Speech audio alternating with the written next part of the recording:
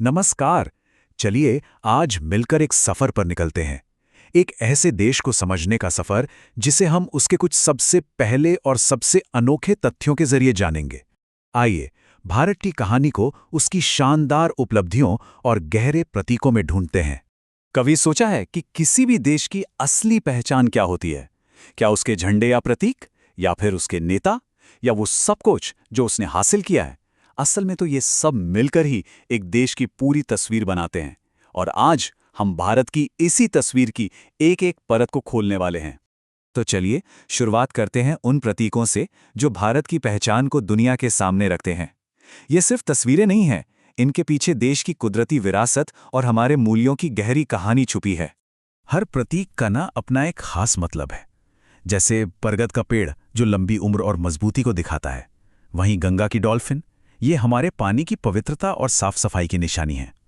और शक संवत, ये तो कमाल है। ये हमारा अपना भारतीय कैलेंडर है जो हमें वक्त नापने का एक बिल्कुल अनोखा तरीका देता है।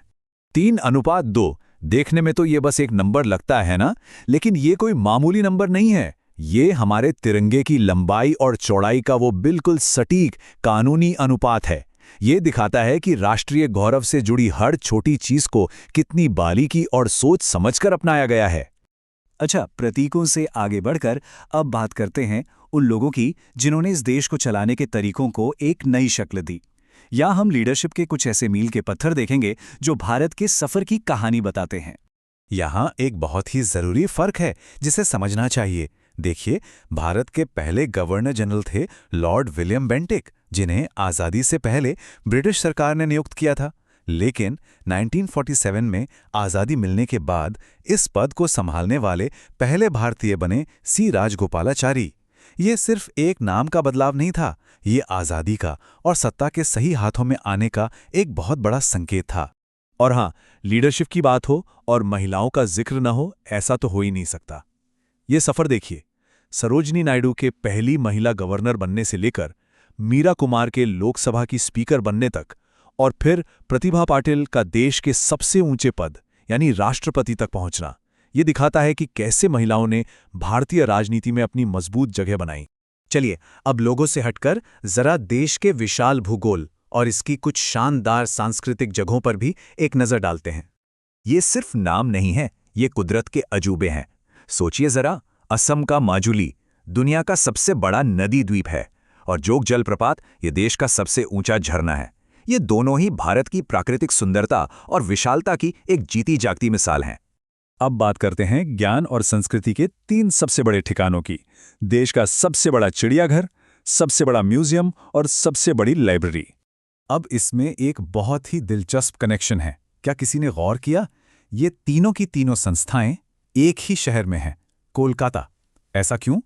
क्योंकि एक जमाने में ब्रिटिश राज के वक्त कोलकाता ही भारत का कल्चरल और इंटेलेक्चुअल यानी कि बौद्धिक केंद्र हुआ करता था। और अब आते हैं मॉडर्न इंडिया पर, यानी उन मील के पत्थरों पर जिन्होंने टेक्नोलॉजी, अर्थव्यवस्था और हमारे शहरों को एक नई दिशा दी। जरा सोचिए, ये आधुनिकता का रास्ता बना कैसे? सबसे पहले जानकारी फैलनी शुरू हुई बंगाल गज़ेट से, जो देश का पहला अखबार था। फिर तकनीक की नींव रखी गई खड़गपुर में बने पहले आईआईटी के साथ।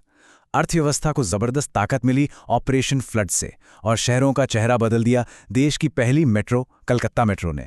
मतलब हर पहला कदम देश के लिए एक बहुत बड़ी छलांग साबित हुआ।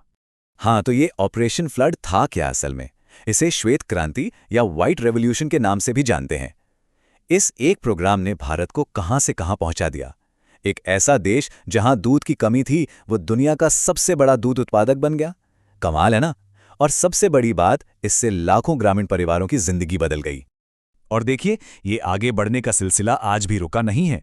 जैसे सरकार ने पुराने प्लानिंग कमीशन को बदलकर नीति आयोग बनाया ताकि काम करने का तरीका और बेहतर हो सके, और दूसरी तरफ आईसीआईसीआई बैंक ने जब भारत का पहला मोबाइल बैंक लॉन्च किया, तो समझिए कि पूरा का पूरा बैंक ही हर किसी की जेब में आ गया।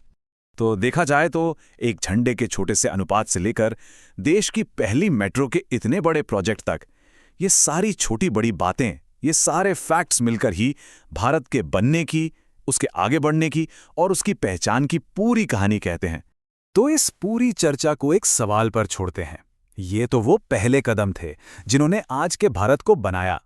जरा सोचिए, अब आने वाले समय में वो कौन सी नई उपलब्धियां और कौन से नए मील के पत्थर होंगे जो भारत के भविष्य की कहानी लिखेंगे।